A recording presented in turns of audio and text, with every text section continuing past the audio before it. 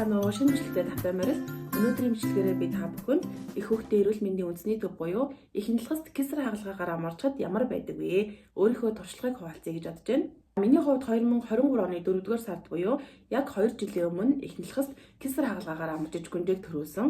Энэхүү бичлэгээ үндсэн 3 хэсэгт хуваая. Эхний хэсэгт нь төрхийн өмнө, 2-р хэсэгт нь яг хагалгааны үйл явц, 3-р хэсэгт нь хагалгааны дараах үйл явцын тухай ангилж ярих гэж бодож байна. Төрхийн өмнө жирэмсний 39-7 хоногт одоо би эхний талхаст хэвтэж эмчлүүлсэн. Эхний талхаст хэвтэх болсон шалтгаан нь болохоор ураг буруу байдалтай ургийн ус багассан, жин нь 3.8 кг-аас дээш гэдэг шалтгаанаар хэвтэж эмчлүүлсэн. Тэгээ хаяг хамгийн гол хэвтэх болсон шалтгаан нь ус багассан. Ус багасаад ирэхээр хүүхэд хүчил төрөгчийн дутагдалд орно. Цаашлаад бүтэх эрсдэлтэй гэдэг учраас яг нөгөө хяналтандаа байх шаардлагатай гэд тэгээд яг эхний талхаст хэвтсэн. Хэвтээд 7 хоног орчим эмчлүүлсний дараа эгот харуулсан чинь ус нь бүр багасаад бараг огт усгүй болсон байсан. Тэгээд нөгөө хүүхэд бүтгэж гин гэдэг ер нь яралтайгаар кесар хагалгаанд орох шаардлагатай болсон. Би бол өөрийгөө 100% өөрөөрөө төрнө гэдэгтээ итгэлтэй, тэрэндээ бүр бэлдээд яг өөрөөрөө төрөхдөө бэлддэг хүний бүх зүйлийг бэлдсэн байсан. Гэсэн чинь кесар хагалгаагаар төрөх шаардлагатай болсон. Анх эхний талхаст хэвтгэд бол жоохон амар байсан. Яагаад гэхээр би ч нөгөө ерөөсөө эмнэлэгт хэвтэж байгаагүй, бараг жоохон бага ангийн хүүхд тогтоол нэг сумын эмнэлэгт хэвтчихсэн. Тэгээ сумын эмнэлэг чинь цөөхөлөө учраас бараг л гэртээ байгаа юм шиг ингээл хүн болгон нэгнийгээ таньдаг, эмч төвлөгч нь хүртэл тань, тэгэл ээж маань хоолыг л аваад ирнэ. Ерөөсөө эмнэлэгт хэвтэж байгаа юм шиг санагдааг байхгүй юу тэр үед. Тэсэнд хүрснээсээ хойш анх удаа эмнэлэгт хэвтсэн нь гүнжээг төрүүлэх гээд хэвтсэн байхгүй юу. Уг нь гүнжээг авд хоёр зүгээр үзүүлгээд их талхас дээр авчихсан. Тэгсэн чинь хэвтэх шаардлагатай гэдээ шууд хэвтгэхээр болоод нөгөө бүртгэлээ хийлгээд ингээд нэлээ их тийм бичиг цаасны ажил болдог. Төрхийн өмнөх тасаг руу очиж байгаа байхгүй. Яг амьдралдаа анх удаа нэг дор тийм олон том гэдэгтэй эмэгтэй хүн харсан. Тэгэд маш олон жирэмсэн эмэгтэй нэг дор харсан чинь миний ингээд дотор муухай оргиод ингээд тийм айгаад сандраад гэх юм уу, балмагдаад ч гэх юм уу, дотор муухай оргиод бүр толгой эргээд ингээд нүд дээрэлжлээд сэтгэл санаагаа доктортой ойлгохгүй л жирэмсний хожуугийн хардлага бага зэрэг өгөөд ер нь зүрхний хэм жоохон алдагдаад идэг. Тэгээд яг тэр үед миний зүрхний хэм бараг алдагдсан баха. Ингээ бүр дотор сонирн болоод хүмүүс нөгөө юм дотор пал гэж явчлаа гэдэг штеп. Яг тэрэн шиг тийм мэдрэмж мэдэрчээсэн. Яг анхын эхний талхас руу хэвтэх гэж орсон сэтгэл бол яг тийм байсан. Эхний талхаст нь нөгөө их хүүхдийн эрүүл мэндийн үндэсний төв учраас Улаанбаатар хотын 9 дүүрэг болон 21 аймгийн хамгийн хүндрэлтэй гэж байгаа ээжүүд бүгдээрээ тийш очсон байгаа. Бүгдээрээ өөр газраас ирсэн, нэгнийгээ танихгүй ч гэсэн бүгдээрээ нэг л зорилготой. Эхний өдөр бол коридорт унжсан. Яагаад гэхээр маш олон хүндрэлтэй төрөж байгаа ээжүүд ирээд эмнэлэгт хэвтсэн байгаа учраас ор байхгүй. Ийм буудан шиг сандалуудтай. Тэгээд тэр сандал дээр нь ээжүүд нэг нэгээрээ суугаад ингээд эмчилгээгээ хийлгээд тэгээ нөгөө тортой бид нар чинь баахан хэрэгтэй юмнууд гэрээсээ аваад очсон байгаа штэ. Тэднийг ингээд бөндөр юм хажуунаа тавиад тэгээ ингээд тань түшээд ингээд суудаг. Яаралтай үед оруулдаг өрөөгээд тийм өрөөнд тэр оройноо бидрийг оруулаад тэгээд эхний шөнө тийж ортой болж исэн. Тэгээ маргаашаас нь тасагт хуваарлагдаад тэгээ яг тасагтаа болохоор зургуулаа хатчихсан. Хэсгийн эмчнэрийн харилцаа хандлага, ур чадвар, эмчилгээний үр дүнгийн хувьд л тэгэхээр тийм одоо өөлөх зүйл байхгүй, маш сэтгэл хангалуун байдаг. Харин тэр одоо барилга байгууламж, тэр өрөөний хуваарлалт, стандарт тэр тал дээр бол нэлээд анхаарах шаардлагатай юм шиг санагдсан.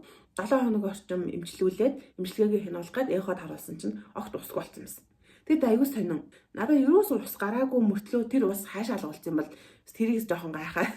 Төрхийн өмнө бол иймэрхүү үйл явц болоод би 7 хоног орчим эхний талхаст хэвтсэний дараа төрөхөр болсон. За одоо 2 дахь хэсэг рүүгээ оръё. Төрөх төгссөн ээжүүдэд дотор үздэг нэлээ ойрхон 4 сарын 5-нд үл эрхлэгч нь бид нарт үзлэг хийгээд гэсэн чинь намайг төрөх нэлээд өгцөн байна. Ер нь өнөө шин өвдөж магадгүй байна гэдгийгсэн. Тэгээд би 4 сарын 5-ны шөнө нь өвдөх болов өвдөжөөсөө ингээд төрчихсэн гэд бодоод хансан ч ерөөсөө өвдөөгүй. 4 сарын 6-нд намайг хариуцж байгаа эмч маань орж ирээд бид нар ингээд эмчнэрийн зөвлөгөөн хурлаар чамайг оруулсан. Чамайг кесар хагалгаагаар төрөх болсон.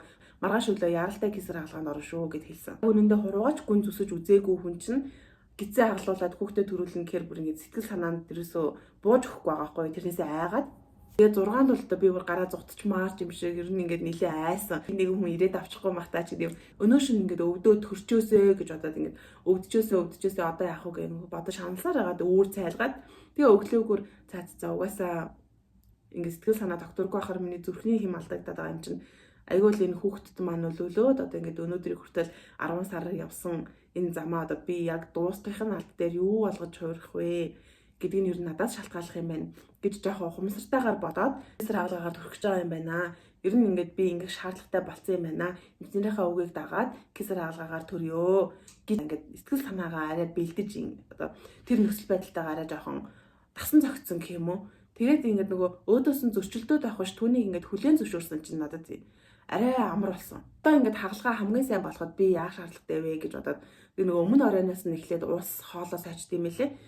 Ямар ч тач ингээд хаалгаанд орно дуудахыг нь хүлээгээл шингэн залгуулж байсан чинь нэг сувлэгч ихч гарч ирэл гантья байна уу гантья гэж байна уу гэж амар ойр би байна яасан бэ гэж асуусан чинь одоо хаалгаанд орно гэд. Тэгээд нөгөө би ч уг нь өглөө эрт орно гэжсэн чинь надаас яаралтай төрөх шаардлагатай хүмүүс ирээд тэгээд би өдөр 12 цагийн үед хаалгаанд орсон байхгүй юу. Ганыхаа өрөөрөө юм тэр гинцэр дээр суугаад төрүүлээ явбаа. Тэгээд тэр ихнэлгсэн нөгөө коридорын шалчин энэ овон товонтой тэгээд тэн дээр ингээ тар гэх. Тэр үеийн нэг орос аим шиг кино байдаг штэ. Яг тэр шиг санагдчихсэн. Кесар хаалгаагаар төрөхөд бол өөрөөрөө төрөхөөс арай цөөхөн юм хэрэг болдго юм байлээ. Тэр нь бол олон ширхтээ салбидаг. Тэгээ хоёр дэвсдэг памперс. Ер нь тийм л 2-3 зүйл шаардлагатай гэж байна. Бусад хэрэглэхгүй зүйлсээр нөхөртөө өгөөд хаалгааны явцад ямар нэгэн асуудал гарвал гомдлгүй гэдэг тэр дээрээ гарын үсгээ зураад тэгээд яг хаалгаанд орж исэн. Бүх хуцаа тайллаад энэ хаалгааны юм нэлээд сэрүүхэн температуртай. Тэгээд дээрээ ийм том өндөр ийм тод гэрэлтэй тийм одоо өрөөнд ордог юм билээ. Сууж исэн чинь нэг маш гоё ааштай эмэгтэй орж ирсэн. Тэр эмэгтэй болохоор мэдээгүйжүүлэхийн эмчээсэн. Тэгээ мэдээгүйжүүлэхийн эмч гэдэг юм болоо сувлэгч гэдэг юм болоо би нэршлиг нь бас яг сайн мэдэхгүй байна. Гэхдээ ямар ч тач бид нарт наркоз хийдэг хүн гэсэн үг. Кесар хаалгаагаар төрсэн ээжүүдийн тухай юм да комик ч юм уу ингээ харахад бүр ингэ амар бүр ингэ ийм дэгээ шиг болтлоо ингээд уршаа ингээд суудсан байдаг штэ. Чи угаасаа тэгдгийм мэлээ. Цээжнээс доош хэсэг маань мэдээ алдаж эхэлж байгаа юм. Ер нь ингээд тариа хийснээс нэг хэсэг хугацааны дараа. Тэгээ яг мэдээ алдаад эхлэхэд дээш нь ингээд харуулж хэвтүүлээд тэгэл яг хаалгаа эхэлнэ. Миний цээж хүртэл юм хөшиг татаад тэгээд хөшигний цаана эмчнэр юу болж байгааг нь бид нар мэдэхгүй. Хөшигний цааталт эмчнэр хаалгаагаа хийнэ гэсэн үг. Кесар хаалгаанд орж байгаа ээжийн толгойных нь хоёр талд нь хоёр цэвлэгч суугаад нэг л шингэн залгаад түүнийг хямдаг зүрхний хэм даралт маралт гэдэг тэр шаардлагатай зүйлсийг нь хянаад тэгээ бас ингээд тэр хоёр чинь яг тийм хүнд сэдв бол ерөөсөө ярихгүй чи ингээд юу хийдгийг яадгийн энэ тийм хөнгөн ерөөсөө хоол идээгүй үсттэй өлсөж ч гэдэг санаагийн доктортой байлгах одоо өөр тийм хөнгөн зүйлд сатааруулах нэг хэлбэр юм шиг байгаа юм. Кесар хаалгаа бол ер нь дунджаар 1 цаг үргэлжлэх гэжсэн. Гэсэн чинь минийх бүр 2 цаг гар үргэлжилсэн. Тэгээ эхэндээ бол надаа ингээд мэдэгдээдсэн байхгүй юу. Ингээд гидсэн дээр ингээд нэг юм өрөөд байгаа юм шиг, нэг хөрөөдөд байгаа юм шиг. Миний хэвлийн булчин айгуу зузаан хатуу булчинтай гэх юм уу та. Тэр нь ингээд нөгөө зүсгэд айгуу хүндрэлтэйсэн. Тэгээ бараг 1 цаг орчим ингээд тэр хэвлийн булчин маань ингээд зүсэж одоо нөгөө дотор талд нь сав мав гэд нийтдээ 9 давхар зүслэе гэж байгаа байхгүй. Тэгээд тэдрийг ингээд зүсэд дуусаад 13 цаг өнгөрч яхад охиныг маань гаргаад хүүхдийг нь гарах гэж шүү гантья гэд. Тэгээд хүүхдийг маань ингэж гаргаж ирээ. Их барихын эмч нь хүүхдийг маань нөгөө хаалгааны эмчээс ингэж аваад тэгээ ингээд дааванд боогоод над дээр авчирч үнсүүлээд ингээд ийм охин байна. Тэдэн цаг тэдэн минутанд охинтой боллоо. Баяр хүргэе гэд тэгж хэлээд тэгээд нөгөө хүүхдийнхээ хэмжилтийг хийх гарт нь нөгөө нэрийг нь цагийг нь зөв гэх мэт тиймэрхүү юмудаа хийх гэдэг нь аваа авчдаг юм элэ. 9 давхар зүссэн юм а буцаагаад оёж байгаа байхгүй. Тэгээ энэ оёх явцнаас нэлээд удаа бараг цаг гар үргэлжилсэн. Тэгэд миний хаалгаа яг 12 цагт эхлээд 14 цаг өнгөрч байхад дууссан. Энд сувлэгч нар одоо тэнд ажиллаж байгаа хүмүүс бол хүн сэдв болон тэр өдрийн хаалгааны тухай бол ерөөсөө ярьдаггүй. Тэгээд ийм ойр зургийн хөнгөн зүйлс яриа тэр хүний одоо сэтгэл санааг нь хөнгөн байлгах тал дээр нэлээд анхаардаг юм байна лээ. 14 цаг өнгөрөх үед нөгөө хөшгөө буулгаад тэгээ хаалгаа амжилттай боллоо баяр хүргэе охинтой болсон баяр хүргэе гэдгийг эмчнэр нь орхиод гар явдаг юм билээ. Толгойн хоёр дол сууж исэн хоёр сувлэгч маань үлдээд одоо тэнд чинь нөгөө олон ширхтээ нойлзол салбитыг авч орсон шүү дээ. Би хэд одоо 120 ширхтээ салбитыг авч орсон баха. Тэгэхэд тэр одоо миний нөгөө хэвлийн зүслэг хийсэн хэсгээс гарсан цус мос тэрийг ачаад нөгөө салбитыг маань бүгдээрээ дууссан. Тэгэхээр бүр бид нар одоо ямар их хэмжээний золиос гаргаж яаж хүн хаалгаанд орж төрдөг вэ гэдгийг бол тэр үед ингээд яаж ийм их салбиткаар ингээд одоо ийм их арчих цус байсан байх та гэж бодмоор ирэн байсан. Гүйжүүлэлт гарах өрөө гэдэг юм өрөө байдаг. Тэр өрөөнд очиж 2 цаг орчим байдаг. Тэр өрөөнд байж байгаа явцад хүүхдийг маань авчираад амлуулсан. Өөрөө дээш хараад хэвтэж байгаа учраас хүүхдээ ингээд сайн тэрч чадахгүй. Ямар ч тааш нэг жоохон амлуулаад тэгээ хажуу талын орон дээр сувлэгч маань аваа тавиад өгсөн. Тэгээ эзэн чи гүндээ уйлаад тэгээ би бүр юуг дуудахаа мэдгүй. Би ингээд шууд ээж болцсон уу гэж бодохоор бас яг сайн тэрийг тарих маань ингэж бүр ойлгож хүлээж авч чадахгүй байгаа байхгүй юу. Тэгээд мэдөө чи битгий уйлаа.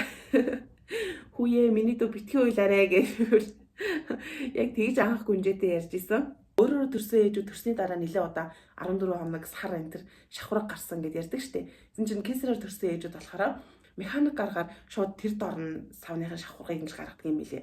Тэр байгалаараа төрөөг учраас тэр сав нь ингэж базлалт өгөж шавхургаа бүрэн гаргах дээр бас асуудалтай байдаг юм шиг байна. Тэр массаж бол үнэхээр амар байсан.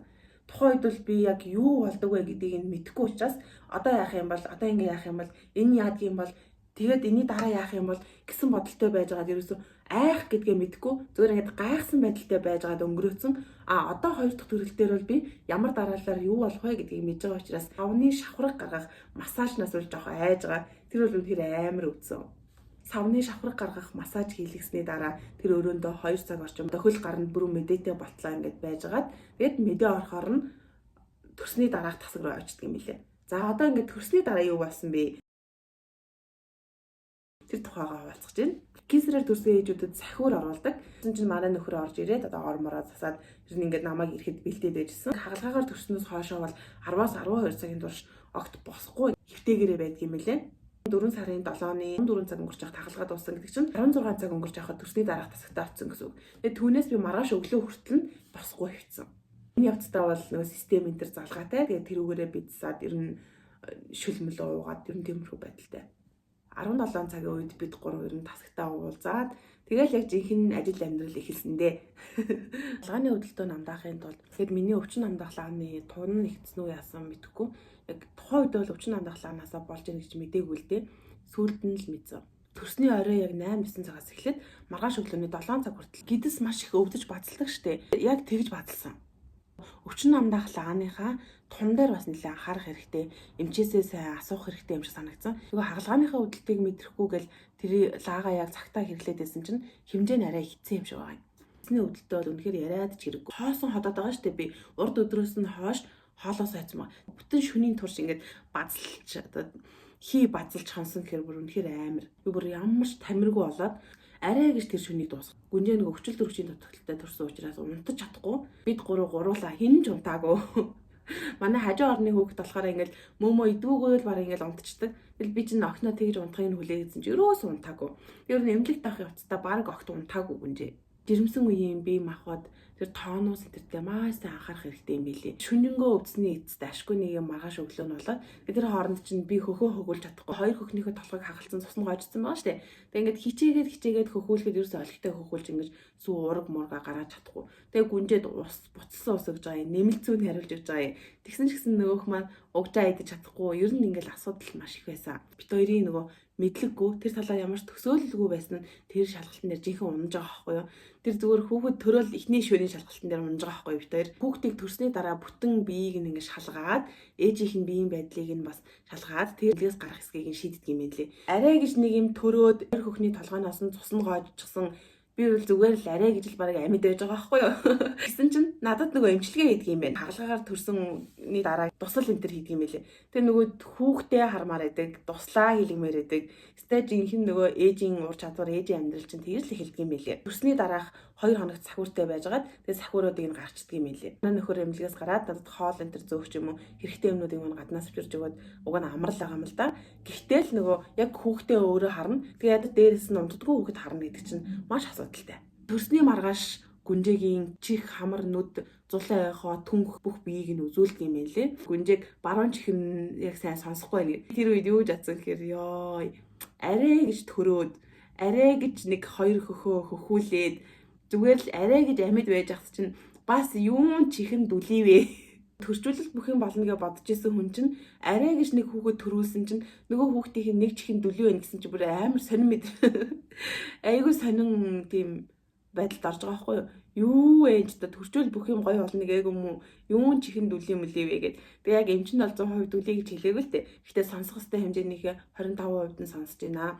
Үлдсэн одоо юм дөнгөж төрөөд удаагүй учраас 100 гэнтер байх магадaltaй. Тэгэхээр сарын дараа дахиад заавал шалгуулаарай гэж хэлсэн байхгүй. Азар нөгөөтгөн 100 байсан л да зүгээр алчихсан. Шаага яаж 2 алхах вэ гэж бодож байгаа нөгөө ойдлын өвд нь 2 хөхнөөс нь цусан шүүрчихсэн. Тийм ээжд бол тэр нөгөө 100 байна уу? 100 биш үнэнгээсээ дүлий байна уу? Амар хүн тусч байгаа байхгүй юу?